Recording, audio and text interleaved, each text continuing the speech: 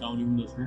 उम्मीद करता हूँ खैरियत से होंगे। इस वीडियो को बनाने का मकसद कि जो 2023 के अंदर हमें फेलियर्स हुए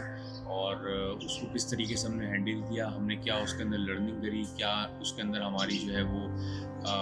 ग्रोथ हुई और किस तरीके से हमने जो हमारा फेलियर था उसको ओवरकम करने की जो अब स्ट्रेटजी बनाई है या हमने जो चीज़ लर्न की है वो आपसे शेयर करना। लेकिन इससे पहले मैं आपको एक बुक रिकमेंड करना चाहूँगा जिसका नाम है द एंटरप्रेन्योर रोलर कोस्टर। इस बुक के अंदर मेरी स्टोरी से रेलिवेंट भी है और जो भी स्टार्टअप ओनर्स हैं, जो एंटरप्रेन्योर्स हैं, जो बिजनेस कर रहे हैं, उनकी भी स्टोरी इस बुक के अंदर एक तरीके से लिखी है, लाइफ की भी और बिजनेस के हवाले से भी। बेसिकली इस बुक के अंदर बताया गया है कि रोलर कोस्टर राइड जो होती है, इसके अंदर किस तरीके से रोलर कोस्टर के अंदर चलते हुए कभी ऊपर, कभी नीचे, लेफ्ट, राइट, अप, डाउन,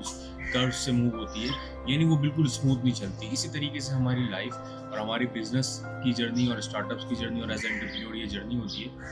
जिसके अंदर हमें कर्व्स आते हैं, हमें प्रॉब्लम्स आती हैं, हर्डल्स आती हैं, जिसका हम सोल्यूशन निकालते हैं और किस तरीके से उसको ओवरकम करते हैं अपने फेलियर से। अपने जो हमें सेटबैक होता है हम उसको किस तरीके से ओवरकम करते हैं,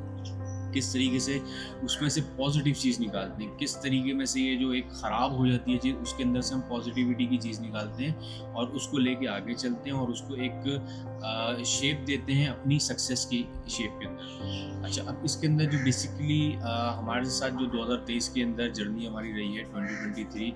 जैन से लेकर दिसंबर 2023 तक, तो उसके अंदर हमने काफ़ी सारे क्लाइंट्स के साथ काम किया, जिसमें लोकल क्लाइंट्स भी थे, इंटरनेशनल क्लाइंट्स भी थे और जिसके अंदर e commerce, real estate, education institutes और काफ़ी सारे सेक्टर्स के अंदर हमने काम किया। तो अल्हम्दुलिल्लाह काफ़ी हमारा सक्सेसफुल भी रहा 2023, लेकिन काफ़ी हद तक जो हमें फेलियर्स भी हुए और जो फेलियर्स हुए, जो हमारे लूप होल्स से जो हमारी गलतियाँ थी वो ये थी कि हमने उसके अंदर पेमेंट्स की जो हमने एग्रीमेंट्स बनाए, जो हमने क्लाइंट से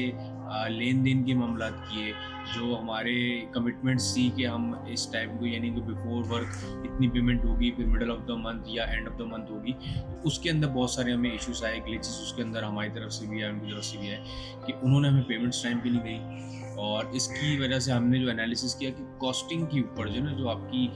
पेमेंट्स हैं, जो कॉस्टिंग है, लोकल क्लाइंट हो या इंटरनेशनल क्लाइंट हो, तो आपको उसको इन्हेंस करना पड़ता है और उसको आपको लर्न करना पड़ता है कि हाउ टू टैकल दैट। तो हमने एक तो ये चीज़ सीखी।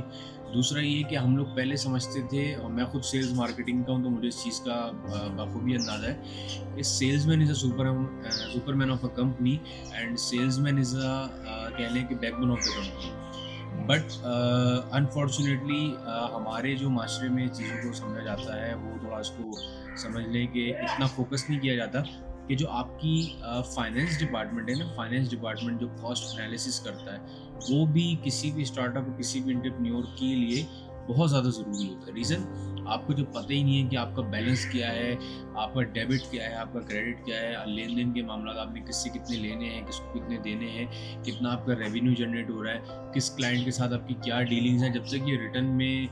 या एक समझ लें कि प्रॉपर इसको मैनेज नहीं किया गया, प्रॉपर इसको अलाइन नहीं किया गया, तो ये बहुत ज़्यादा आपके लिए प्रॉब्लम क्रिएट करता है। तो ये कुछ लेसन्स थे जो कि हमने इसको ओवरकम किया है और लोकल क्लाइंट्स में ज़ाहिर सी बात है कि आप काम कर रहे हैं तो आपकी पार्टनरशिप फंसी है, जो कि अभी भी फंसी हुई है और कुछ हद तक निकल भी गई हैं।